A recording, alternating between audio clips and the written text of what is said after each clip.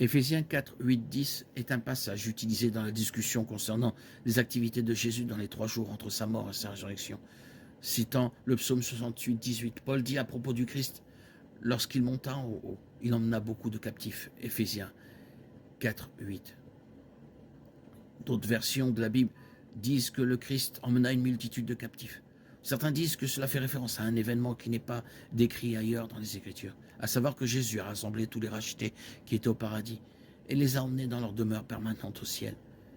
C'est-à-dire qu'après avoir assuré leur salut sur la croix, Jésus a amené Abraham, David, Josué, Daniel, le mendiant Lazare, le voleur sur la croix et tous les autres qui avaient été précédemment justifiés par la foi, et les a conduits de l'Hadès, la demeure des morts en général, à leur nouvelle demeure spirituelle.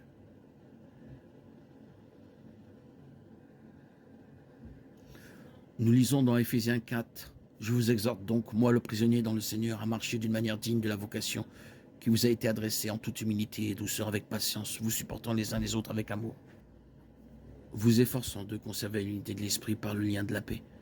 Il y a un seul corps et un seul esprit, comme aussi vous avez été appelés à une seule espérance par votre vocation, un seul Seigneur, une seule foi, un seul baptême, un seul Dieu et Père de tous, qui est au-dessus de tous, par tous et en tous.